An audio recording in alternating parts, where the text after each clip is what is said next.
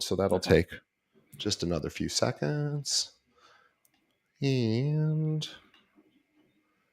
are you hosting this year, or are you going somewhere? Yeah, I'm hosting. It's just my immediate family, my parents and my grandma, but it's still, it's all the prep.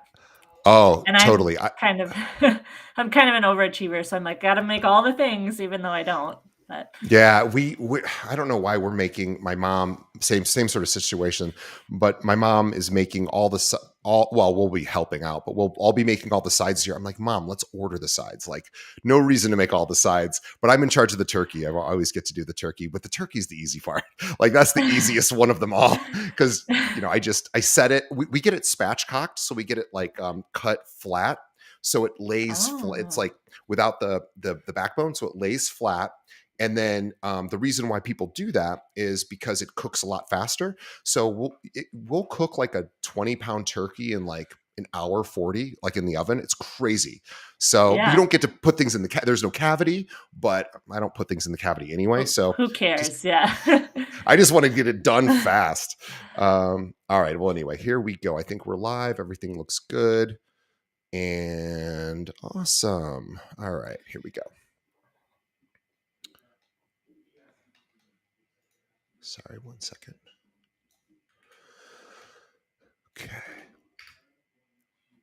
Okay, today on the show, my guest is Jen Sommerlot with Peterson and Company with Keller Williams, Elk River in Malacca. Malacca, sorry. Malacca. Yep. Malacca, my apologies. That's okay. Say that again. I'm going to start over. Today on the show, we'll start take 3. Today on the show, my guest is Jenny Sommerlot with Peterson and Company, which is part of Keller Williams Elk River in Malacca. Now, let me tell you more about Jen. Now, Jenny is a self-proclaimed country girl, realtor specializing in rural real estate transactions involving land splits, acreages, and farms in central rural Minnesota. With a proven track record, she closed 24 units in her first year. That's incredible. 22 in her second year, 30 in her third year, and 40 in her fourth year, demonstrating her dedication and expertise. She takes a relationship-focused approach, serving clients with the same care she would extend to family and friends. As a busy mom to 3 boys and a varsity softball coach, Jen understands the value of being invested in her community and finding the perfect fit for each family. Her personalized, no-pressure approach has made her a trusted advisor for those looking to buy or sell in Minnesota's rural heartland. I want everybody to check out Jen at her website, which is jen.soldinmn, jen.soldinmn.com. We'll have a link to that in the show notes. And I want you to follow her on Instagram. If nothing else, follow her on Instagram. Jen, I apologize. What is your Instagram again? Yeah, it's just at Jen Sommerlot. And At Jen Sommerlot, Sommerlot, yep, it's spelled Sommerlot, at Jen Sommerlot, Sommerlot. We'll have a link to that in the show notes. Jen, my apologies. I had that in front of me and then I lost it. So thanks for coming to my rescue. Without yeah, further not a ado, Jen problem. Sommerlot, everyone. Hi, Jen. How are you? Good, good. How are you? Good. I'm really excited to talk to you because I grew up in a smaller city, not as small as where you are, but I went to school surrounded by cornfields. I'm from Central Illinois, and I very much feel more connected to rural people who live in rural areas than maybe even people who live in urban environments. I live in the city now here in Chicago, but we know that there are realtors all over, not just the major metropolitan markets. And so I'm super excited to chat with you because you've been having incredible success for somebody, for in your first 4 years there. That is an incredible story. And, I'd love to sort of go back to the beginning and really hear about why you got into real estate. So tell us how that happened. Yeah, so it was something that I've always been interested in ever since a little girl. Like I just loved houses and dreaming of, what the inside of houses looked like. Um, but went to college, did the stay-at-home mom thing for quite a while. And in 20, I think it was 2019 when I started my pre-licensing, kind of just as COVID was hitting. And I thought, why don't I just, I'm stuck at home anyways. I might as well just pump out this licensing stuff. I can do it all at home and get my real estate license and just give it a shot.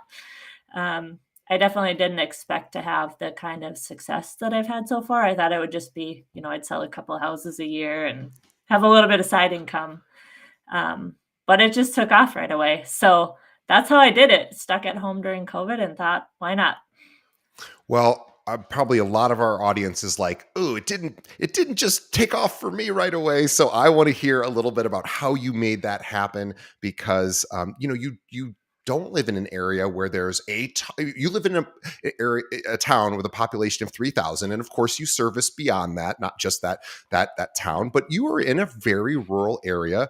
I assume there's other realtors competing for all those deals as well. So it's not like things just fell into your lap. And I'm sure it was a lot of hard work. And I've also, too, I'm always impressed by realtors who are also moms and dads because they're usually also coaches. They volunteer. They're doing all these other things on top of being, in this case, a mom and a realtor. So I'm amazed that you're able to juggle all of this. But tell us, like, when you first got started, how did you start going about getting business? Because people didn't know you as a realtor at that point. So how did you start conditioning everyone to look at Jen Sommerlot differently? Yeah. Um, I don't know how I juggle it all either. Just so you know, it's like the spring and summer months where I'm just trying to survive day to day. But so how I just, you know, I mean, Malacca is where I grew up, and so I know a lot of people. I've been involved in my community. Grew up here, went to college, came back, and so I have a pretty big sphere here, and just connected to a lot of people. And then I also coach at the high school, and so once I got my license, I honestly just started posting a ton on Facebook just to let people know that, hey, I have my real estate license. I'd love to help you. And then I just made it a goal to try to post almost every day some kind of real estate content just to keep myself in front of all my people. So that way, when they had a real estate need, they would think of me. Sure. And part of me hated doing that because I was like, I don't want people to unfriend me because they're sick of all the real estate content. Um, but I was like, I have to do it. It's part of the business. And so I'm going to do it. If people want to unfollow me, I guess they'll unfollow me.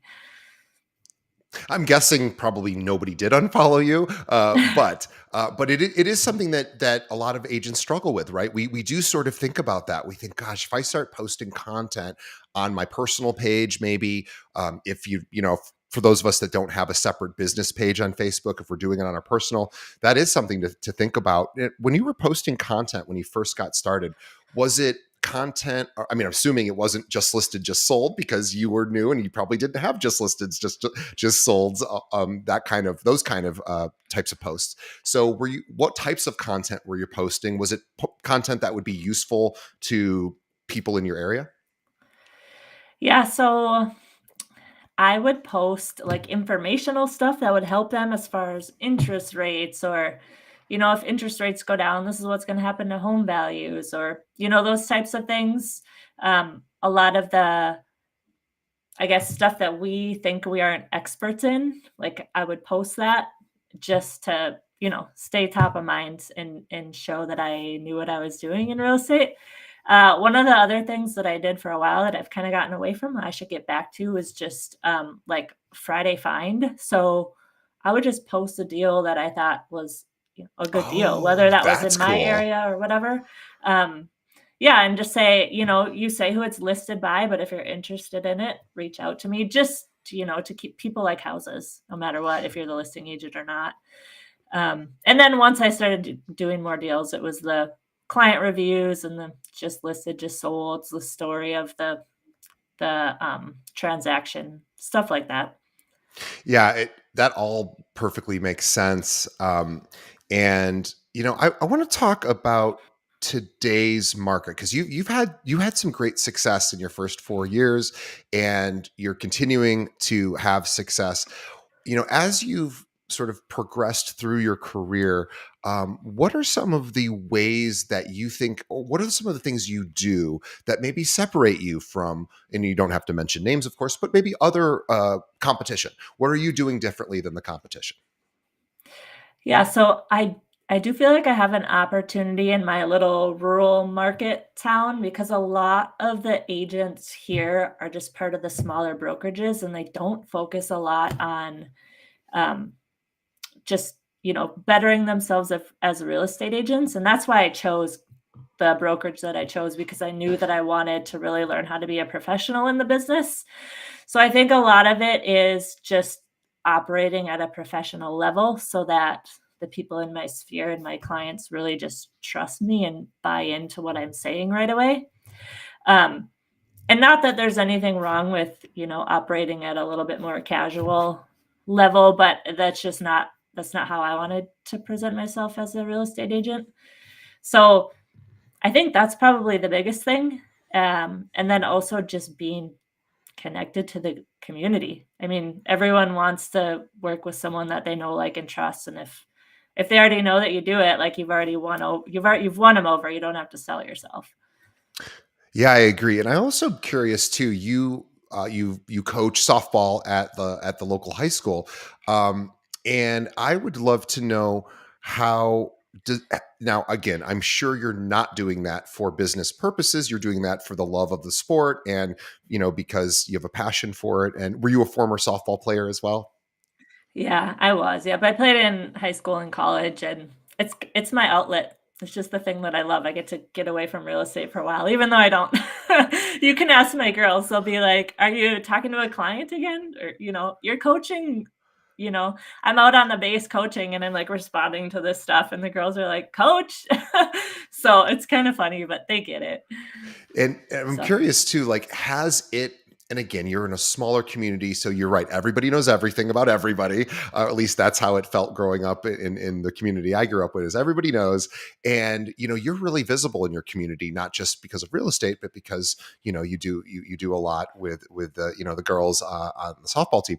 Has that actually translated, just sort of by way of people knowing that you're a realtor? Has that actually translated into deals just because of the softball thing? yeah, yeah, I actually just closed one yesterday. One of the softball girls, the moms, she referred me. It's just a family friend, and so yeah, I closed them yesterday, and I'm starting to see now as some of these girls that I've coached for 10 years are getting older. Now I'm actually starting to see the fruit of that a little bit more. Sure. Um, it wasn't immediate, but yeah, I'm starting to see the fruit of that more, which is pretty fun. It's fun to see it kind of start to, come to fruition now this year. So, One of the responses, so when we have guests on the show, just speaking to the audience here, we ask them a few questions just to help sort of prompt us for the interview. And Jen had a really unique response to sort of, what do you want to talk about today? And I liked her response because I think it's completely accurate. And she basically said, everyone's looking for the magic formula or the magic bullet that is going to help them become, go viral, or just skyrocket their business. And Jen's like, I've never really had that. And that's not really, like, I don't know about that stuff. She's like, I know about doing repeatable daily tasks. I know about having routines. I know about discipline. And of course, a lot of that, I imagine, helps get installed. And you were an athlete. So, and you still are an athlete. So this idea of discipline and being on a team and being coachable, I'm assuming those skills transfer pretty nicely into real estate. yeah, they for sure do. They for sure do. It's funny. The real estate team that I'm on, I don't know if it's just a personality thing or what it is, but all the agents on our team are either current or former athletes. And I think it is a lot of that mindset stuff where it's ingrained in us to follow this routine, And Yeah. now it's more like it's a lead generation routine. It's get up and work out and take care of myself and get my kids to school and then the lead generation and the follow-ups and all that stuff. But it's just the day in and day out grind that you don't want to do, but you just do it. Well, I said to I was talking to my girlfriend Natalie last night, and I said, I um I don't want to ever do push-ups, because who wants to do push-ups? but it's a really good idea to do push-ups, right? So it's this idea of doing things every day that are difficult but healthy, right? And so I think I'd love to talk to you about that because you have a lot of balls that you're juggling, and you're running a household, you're running a business, and of course you're coaching a girls team, and doing all of the family stuff on top of all of that. So how do you do it all? Walk us through your routine. People love to hear, like, when do you get up, when do you start working, if you don't mind sharing that. Yeah, I'm a little bit crazy because I actually really love to work out. It's like my me time. It's what keeps me sane, and so I'm usually up sometime between 4:30 and 5. I know your face, you're like, "What?" My jaw just dropped open at hearing 4:30. I'm like, I know there's a 4:30. I've never seen it, but I've heard there's a 4:30. I'm sorry. Go ahead. Yeah, so but realistically, that's the time that I have to. I get up, so I have my workout time, which is an hour, hour and a half, and then I come back home, get myself and then my kids ready for school, get them out the door, and then I usually have a little bit of wiggle room, if I'm not going into the office that day, if I'm just working from home, where I will do the household tasks. So laundry, cleaning, get supper ready, and then 9 o'clock every day, along with my team, we log into lead generation, whether we're together in the office or we're, on the Zoom meet in front of each other. And that's just holding each other accountable to the lead generation, the different types of lead generation that we enjoy. And there's still types of lead generation that I have to do, even though I hate it. Like, I hate making calls. I'm just going to say it. That's not what I love. I like to be in front of people on social media. Um, but I do still have to make those calls sometimes. But I have Yeah. found that, like, the social media and being in front of my people that way and then just out in the community that's kind of my moneymaker. And so just doing the lead generation, that works for me. And I think it's important for agents to know that you can find different ways to lead generate in real estate. You don't have to make 1,000 cold calls a day. Yeah. So It, yeah. it's very true, and I don't even know if cold calls even work anymore, really. But there are lots of ways, of course, to grow the business, and I'm really interested too in you were just saying, I don't like making calls, but I still have to make care calls. I still have to do that. Um, this is part of the discipline part, right? Where you're like, I don't want to, like, you love working out, but maybe you don't like making care calls, right? So but you still do both, right? You're still doing it. And when you get up every day, are you just basically following a template that you've already established? You're like, I already know exactly what I'm going to do today. And I'm just curious about how you set your day up. Yeah, it's the same thing every day, Monday to Friday. So once I finish lead generation around noon, then it's, you know, I try to schedule the showings and the closings for in the afternoon. It doesn't always work that way, but that's the time then that's set aside for all the random things that have to get done. And then once I'm done with that, I have to pick up my kids. Yeah. And then I'm full on mom because they're still pretty young. They're 9, 11, and 5. Lots of So activities, lots of things. yeah, yeah. And so yeah. So, and then, sometimes it's evenings, showings, and weekends. But that's my general daily template that I follow. It might vary day to day, but Is the lead gen from 9 to 12, which that's a big block of time. Is how significant, how important is that block of time for your business? oh, it's like everything. If I didn't do it, I wouldn't, because once I get my kids in the afternoon, I usually just do the work that's absolutely necessary. I'm not trying to find new business at that time of the day. So if I don't do it in the morning, it just doesn't happen. Yeah, so I like that you time block, so every day you already have a designated time and you have accountability because there's other people that are also doing it at the same time. So there's this, like, strength in numbers. We'll all hold each other accountable, and we'll all show up at the same time, virtually or in person, and we're going to just start, pounding the phones or doing our call or whatever the Mhm. actual, gaining new business activity of the day is. And I was thinking about that because it's something I need to do as well. So I recruit realtors, and I was thinking, gosh, if I recruited if I did outreach for 3 hours a day, how many more agents would be here at our office? So you've actually inspired me to take a look at my calendar and get a little bit more succinct with it. But I I think that's got to be a huge part of your success is the rinse and repeat. Like every day I base, things change, of course. Things come up all the time. I'm sure you have 3 kids and every day's an adventure, but I'm also Yeah. sure that, you're sticking to the schedule pretty regularly, and you have the discipline, and you also know that you're not going to love every part of it, which is also a big thing because I think, we're so conditioned. I think our phones sort of, well, I think they do us quite a few disservices, but one of the disservices is I think it makes us think, if we don't like it, we don't want to do it, because with our phones we can get any sort of pleasure we want, pretty much at our fingertips, right, instantly for free.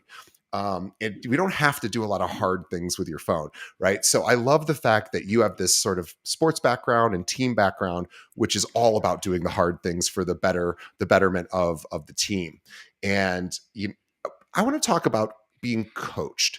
How important is it now? You're in your 4th year that you're still, and you talked about always improving. That's sort of an athlete mentality as well. How important is it to be coachable? Well, I find that most agents get into the business and they get out of it within a year or 2.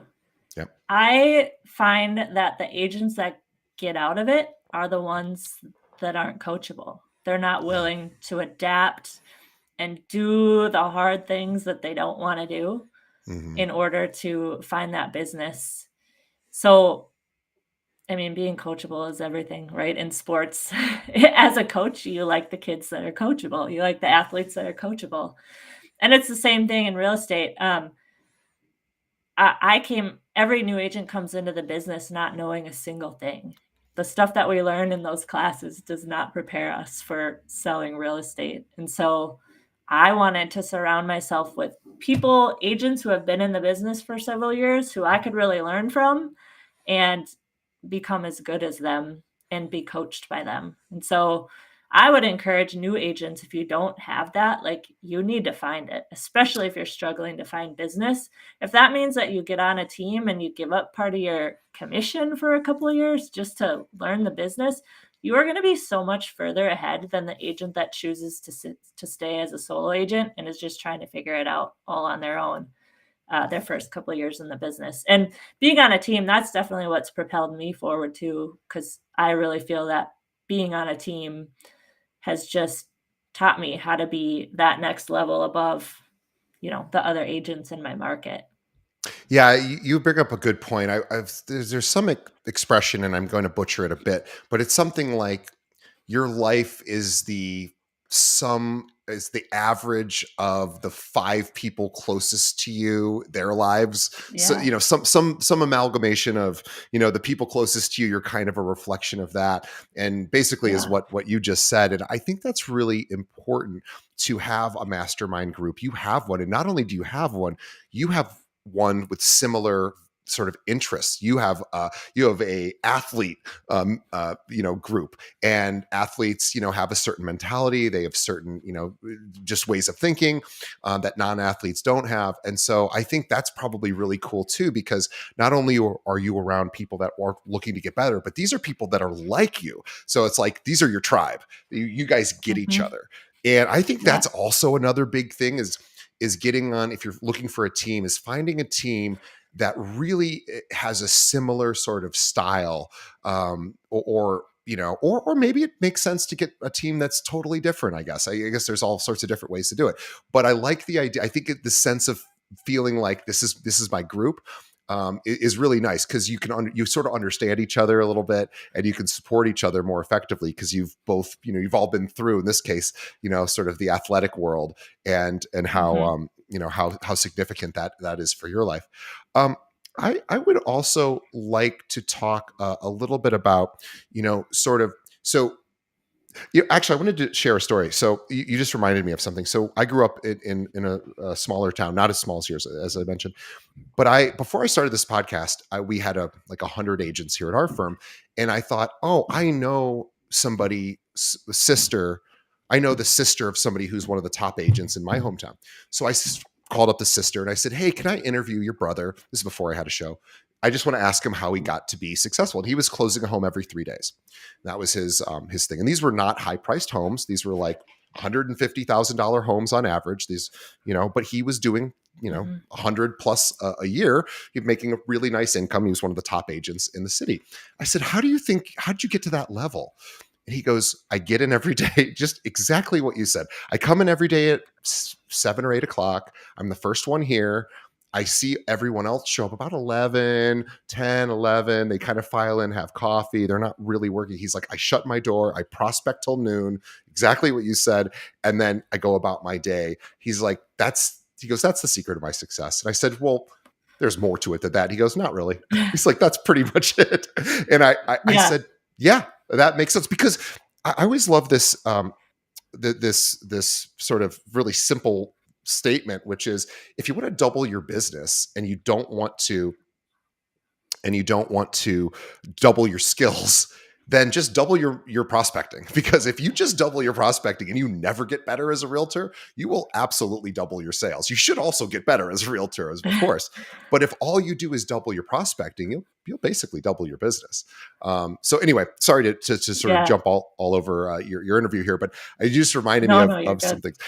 things. Jen, I also want to talk about being visible in your market, because you are in a small market where, of course, everyone sees everything we talked about.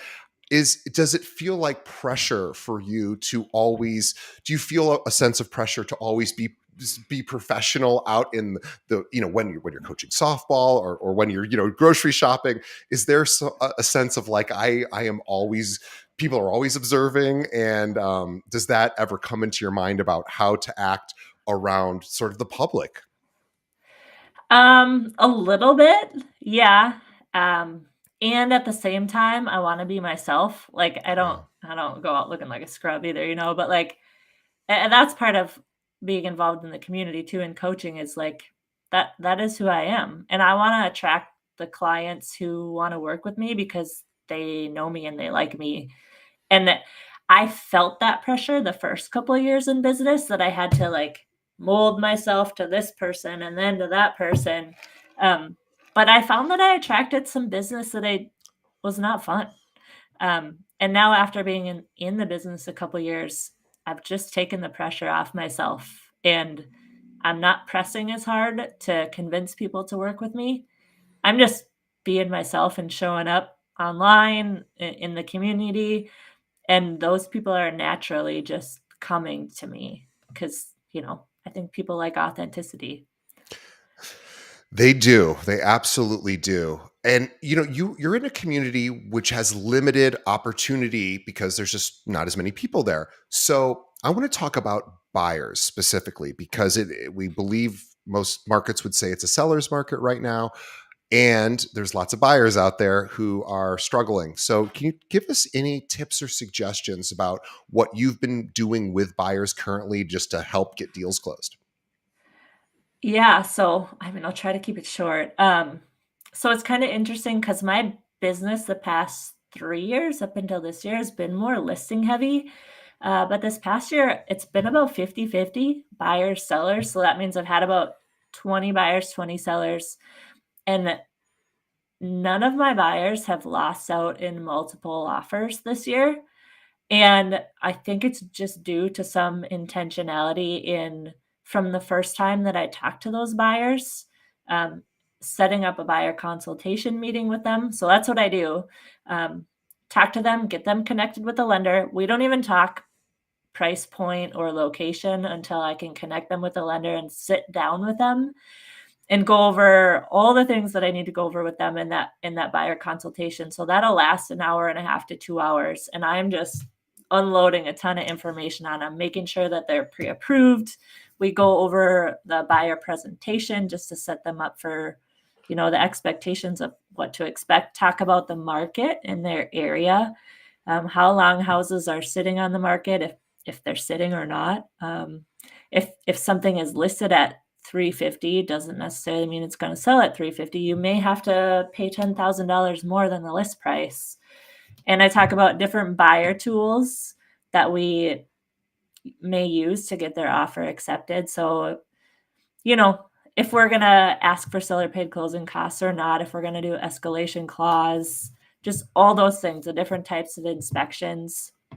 One of the probably the biggest thing that has gotten my buyers' offers accepted this year is not necessarily them being the highest offer, it's being the most flexible offer.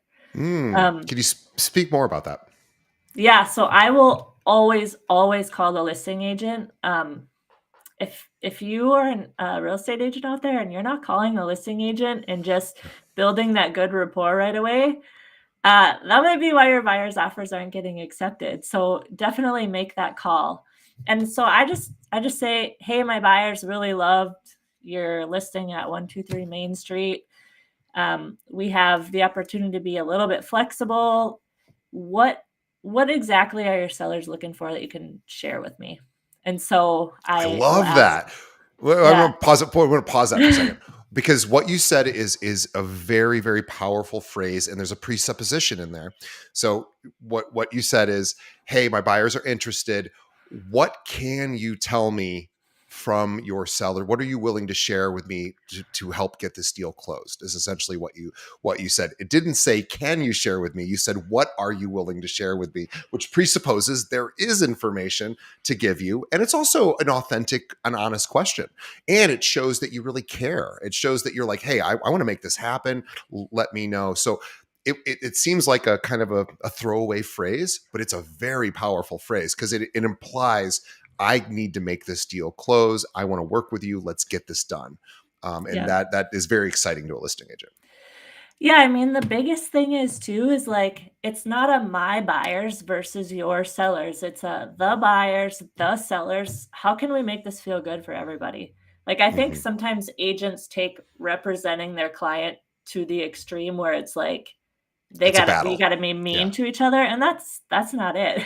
It's making it a win-win for everybody, so that's a really important call, and some of this stuff these are all things that I talk about in that buyer meeting just to really set the expectation for the buyers of ways that it might work to be a little bit more flexible to get your offer accepted. So one of those big things is, letting the seller stay in the house a couple days after closing, do the delayed closing.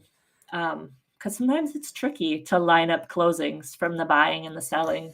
So that's been a huge one. When I make that call to the listing agent, I also ask them, or I make sure to let them know that my buyers are pre-approved with my preferred lender. He's awesome. Would you like a call from him after we submit our offer? Ooh, I love that. Yeah. I know I appreciate that as a listing agent. I want to know if these buyers have a good lender. And I want to know that the lender is going to pick up the phone on the evenings and weekends. And so that's a big thing too that I talk to the buyers about is let's not get pre-approved with Wells Fargo. Let's get pre-approved with a lender who doesn't clock in and clock out. Um, yeah, so that's a big one. In that buyer meeting, I also go through the purchase agreement. What does that look like?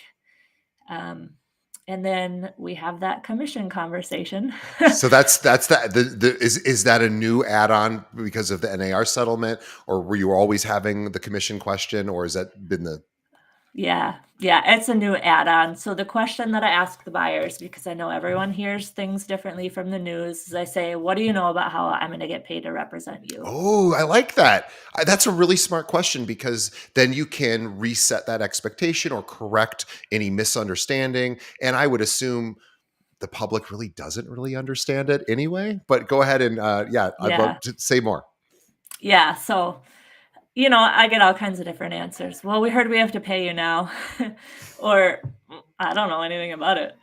Yeah. Um, and so then I just break it down for them. I said, in Minnesota, we've been a full disclosure state. So for us, in most cases, the commission is not changing. In most cases, I'm going to get paid by the seller to represent you.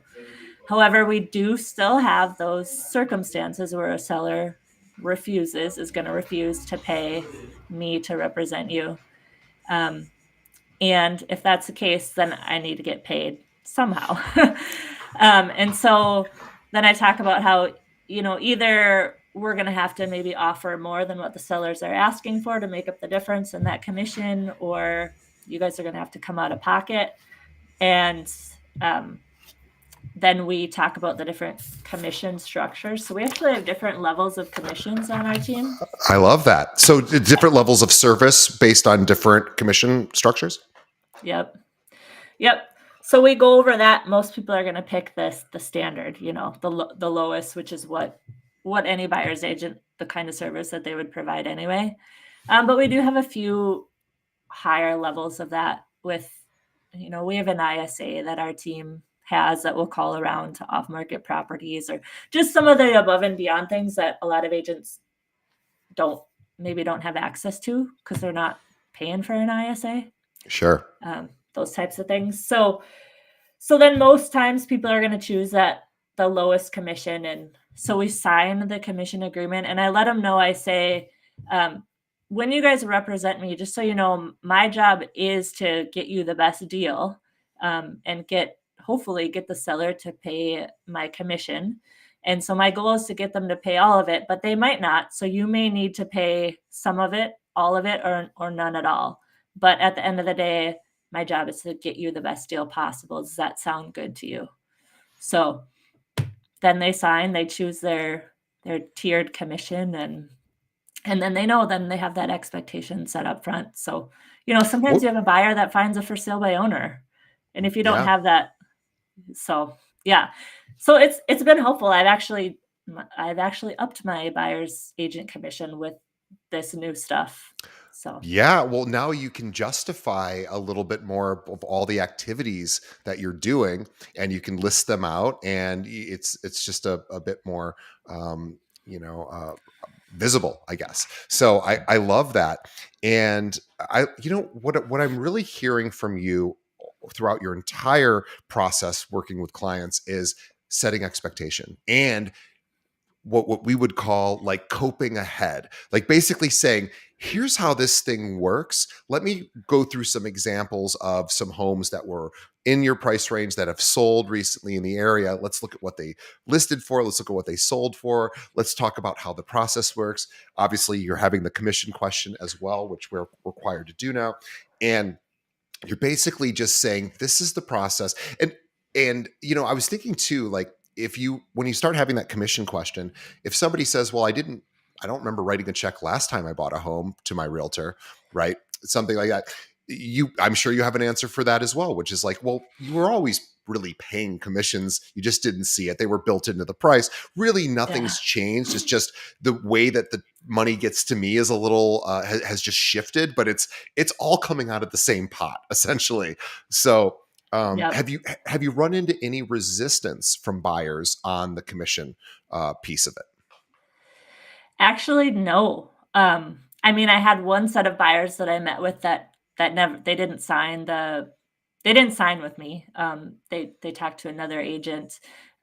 So that would probably be the only resistance. But all my other ones, I've actually really appreciated this disclosure now that we have, because I just have to set the expectation up front. They have to sign the buyer rep before I can show them a home. And so it makes it easier for me.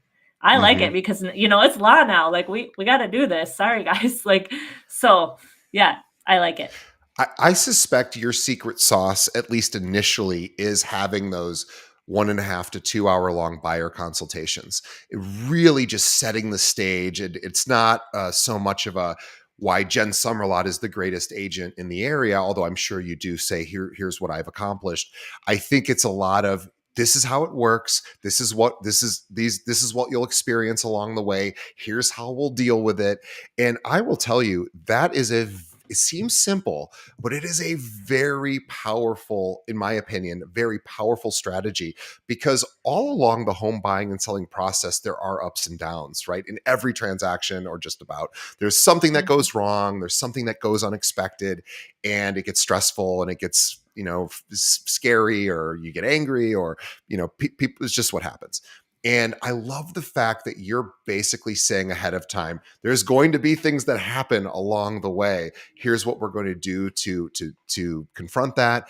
And you're basically just setting the stage. So when those events happen, whether they're expected or unexpected, you've already primed your client for this. I don't think most realtors do that. I don't think most realtors say, here's the process going. I mean, I think they go, great. What do you want to buy? Okay, cool. Let's go look at some homes. Well, I think most realtors do that just fine. But this idea of really Mhm. prepping the person for all the other stuff, the really hard stuff that's coming, I wonder if that is your secret sauce. Yeah, I think it sets you up as a professional, and they trust you right away. They buy in because if you're going through the purchase agreement and all this stuff, most buyers are so overwhelmed and Yeah, they're like, "Wow, we need you to help us." right. And so it's almost a bit of that first meeting overwhelm too, to let them see what I'm gonna bring to the table to represent them. And then, yeah, I don't set them on this up on the search or talk about any of that until they've signed the buyer representation. Very smart. I have a question. So once you work with a client and the transaction concludes, so we'll say, a successful transaction, what are you doing to stay top of mind to those previous clients so that when they, maybe that they'll obviously hopefully talk about you to people they know, but also that they'll use you again. So how are you staying in touch after the sale? Yeah, so I try to add all of them to my socials because I feel like that's one of the best ways, especially if they're younger. I shouldn't say that. There's a lot of the older generation that uses that now too. But so I try to add them to my socials so that it's more that friend to friend, communication. Seeing me on the social media a little bit more relaxed. But we have the smart plans set up, so our clients get set up on smart plans that are they're follow-ups, so, a week after closing, call and see how it's going in the house or whatever.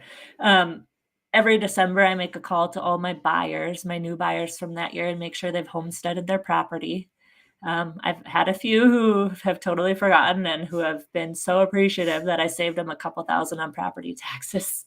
Yeah, Inviting them to client events, I don't send out cards. It's something that I feel like I should probably get better at. I do have the advantage of my lender. We have the co-branded stuff, and he sure. sends everything out, which is awesome. It takes something off of my plate.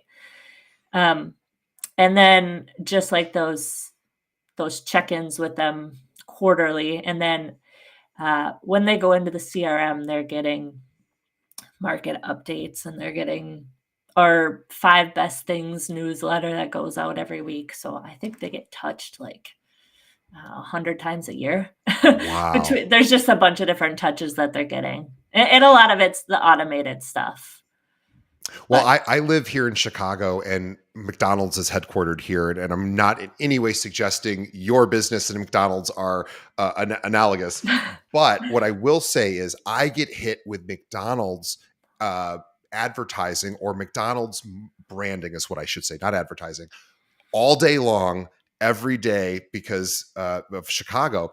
And it is funny because it absolutely, I probably get 100, McDonald's sort of, I don't know what you call it, experiences every month, I bet. And as a result, I'm constantly thinking about McDonald's, even though I don't often eat there because I don't, it's not maybe the healthiest choice for me in most cases, or at least I don't choose the healthy options if they have them there. But the point is that because I'm seeing it over and over and over and over again, it's kind of like always a little bit on my mind. I'm like, oh, I wonder what they're doing at McDonald's these days. And again, that sounds completely silly, but if you're touching your sphere 100 times a year, and again, they're not reading all 100 items or they're not seeing all 100 things. no. Maybe maybe they're just deleting them or throwing them away if it's a, but they see your name for a split second before that delete button gets hit or before they throw the postcard away, and that's all that matters Yeah. is that. And I love that. So I want to talk about 2025 because you are an athlete. Athletes love goals, they love getting better. What are your goals, or what are some of your goals for 2025? Yeah, so I'm actually lowering my units goal for this year because I'm gonna try to do more personal deals, flip opportunities. Um, just because those aren't as as time consuming, and I did a couple this year that were pretty fruitful. So right about 35 units is gonna be my goal, but then also an extra like 300,000 in flipping houses. Wow. Um, so, I don't know how many total properties that's gonna come out to, that they're all different. Um, so about half, maybe about a third of my income in actually traditionally selling real estate, and then, you know, the majority of it in flipping, but we'll see. Um, and then I represent a couple builders right now. And so one of the things that I'm planning to do is implement design into my business a little bit more to help those builders, because I find that sometimes the builders, they don't pick the best finishes. So just really figuring out what I can do to come alongside the builders and make their life easier to put out a good product that's going to sell. And then in that, I'm going to try to acquire 1 to 2 more builders to represent. So, yeah, 35 units give or take, the flips, and then implementing design and finding a couple more builders. Two last questions. One, how did you start to learn about real estate investing? Did you learn on your own? Did you go out and, were you reading online? Did you have a mentor? How did you start learning about that? That's a good question. I really just started investing in the last year because, 4 years into the business now, have a little bit of wiggle room in the budget. Um, my team lead, Eric, he's awesome. He has his hands in a bunch of different places of investing, and so I learn a lot from him. Um, Podcasts, and then just I don't know, just getting into it. I was scared to jump into buying that first investment property because I'm like, "What if I fail and I lose money on it?" And you have to get to the point where you just have to do it. I think it's the same with making those calls. You're scared to do it, but, like, what's the worst that's gonna happen? Someone's gonna hang up on you. So, And what's the worst that's going to happen in a flip? You lose money. Well, okay, that's not the end of the world, right? Like it could be if you make a mhm, really poor decision, but yeah, it's the fear of failure. That's what I love about athletes. Athletes are like, well, if it fails, I'll just try something else. Like you're used to failing. yeah. Failing's no big deal to you. Yeah, I mean, failing's what makes you better, right? Yeah. So, you have to learn from the failures, and I feel like that's how I've gotten better in the business too, is I've had some big failures, but those have made me a better agent because I've learned that my clients want me to lead them as a professional. I kinda started out a little timid and I wasn't leading my clients, and I'm like, "They're hiring me because 'cause I'm the professional and they want me to lead them." So, yeah, I use those failures as a learning opportunity for sure. I agree. And just because nobody is perfect and our audience loves to know that you're actually human, what are you struggling with in your business right now? What is not going as well as you would like it to? And you can work on that obviously this year. Yeah, man, I find that selling houses right now, being the listing agent, is just giving me a lot of challenges, because, I don't know about other markets, but currently in Minnesota, we always experience a little bit of a slowdown in the winter months, right? But, um, houses that you think are gonna sell right away aren't, and houses Hmm. that you think are gonna sit on the market are going, like, in a week or 2.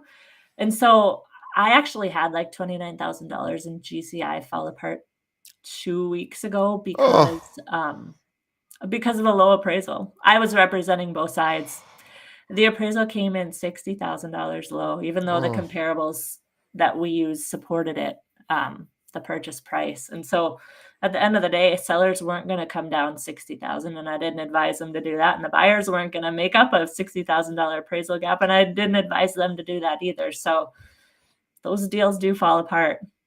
And, yeah, I've had a couple of them this year where it's like, oh, it's just heartbreaking, but at the end of the day, if you've done everything that you could do and it's out of your control, you have to move on and I, onward and the next piece of yeah. business. and to sort of go back to your coaching sort of metaphors, like the best softball players strike out a lot, of course, Yeah. or Yeah. they ground out a lot, or they hit fly balls that get caught, or or they foul, tip to the catcher, whatever it is. They're it, it- the idea of failing is just part of the deal, right? It's just part of the deal, and it hurts when it's a $30,000 failure, but you have to almost build it into the business plan, almost like I'm going to lose a big deal every year. And I Yeah. always think too, like, you're so good at setting expectations. You have, as an athlete, you're used to not winning, because you win sometimes and you don't win other times. So this idea of not winning, I think that's really the key, is like, how do you handle not winning? And let's actually talk about that. So I know if I, 30,000 in GCI, that would send me into a pretty serious depression. So, now I hopefully we get up the next day, but it wouldn't be a good day for me. How do you get past? This is my last question. How do you get past Yeah. those big setbacks? Well, it's just like in sports. You don't learn when you win. Yeah. Like, you learn when you lose. So how do I get past the big setbacks? Well, I mean, for me personally, when that one fell apart, I was like, you know what? I've still had a good year and I still have a good pipeline and I can still go find more business and I can't dwell on something that I can't change. So, Oh, yeah, I'm going to be upset for a day. I'm going to be pouting, maybe whining a little bit like this. I want to get out of this business. It's so hard. right. But then I look back and I think I love this business. So, Yeah. it's more deals are gonna come. So you have to get back on the horse and you have to keep going. Yeah, it's mindset. And also too, it's about expectation. Like, this is what happens sometimes. Sometimes the ball does not, go through the net. Like, sometimes it just doesn't. And there's nothing Yeah. we can do about it. And I love the fact that you're basically quoted the Serenity Prayer, which I think is about the wisest prayer I've ever heard, which is, the knowing what you can change, what you can't change, and knowing what you can influence and what you can't, and not suffering the stuff that you can't change. And Yeah. I think it's about probably the wisest prayer, and we're not a religious or type of podcast, but that is a pretty practical tool to use. Can I change what has happened? If not, you said, I have a pipeline. I can get more business. So you didn't just even say, well, I've got all these other deals in the pipeline, no big deal. You said, I can get more business. You said that very specifically. And I don't know if our audience caught that, but that is the secret of Jen Sommerlot. She loses deals too, and she goes, I can get more deals. Like, it wasn't even a stressful thing for you. And you're only in your fourth year. It's not like I've been doing this 25 years. I can get more deals. You just have this self confidence, knowing, well, 4 years ago, I didn't have any deals. So now I have all these deals. I created that. So I guess I could create more. There's no reason why I couldn't.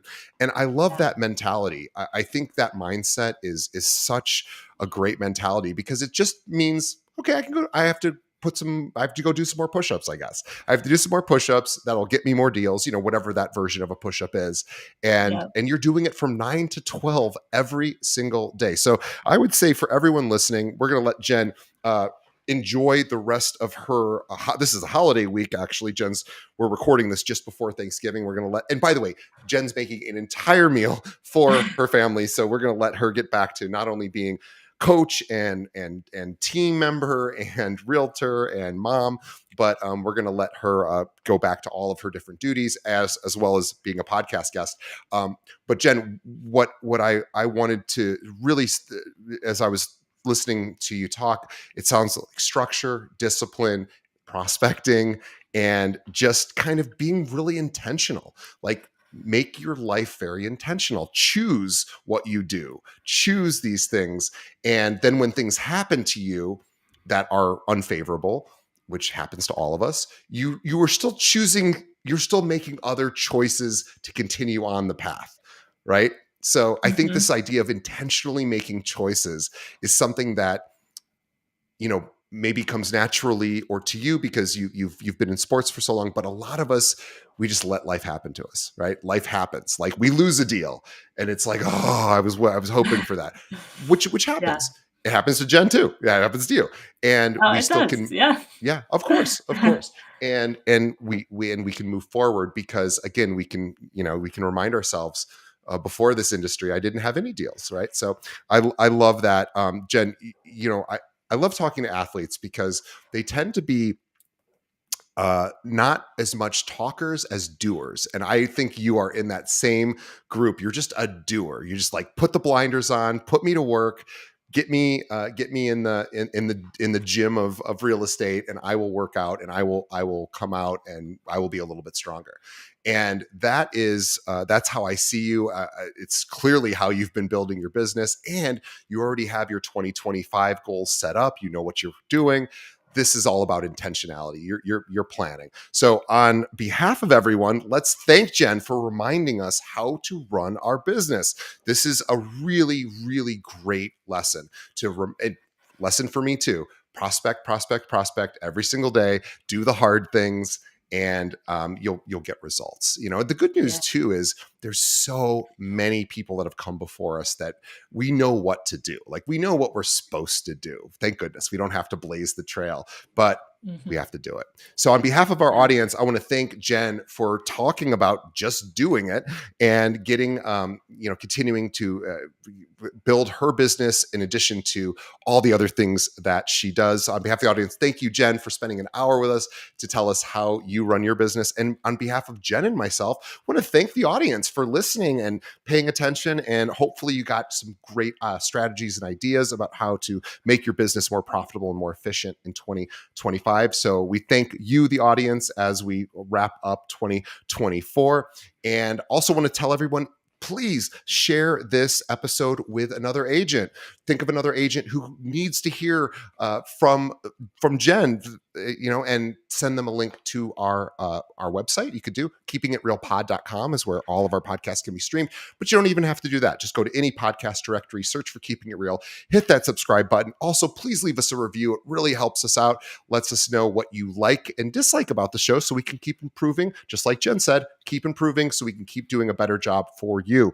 All right. Well, on behalf of Jen and myself, thank everybody for making it to the end of the episode.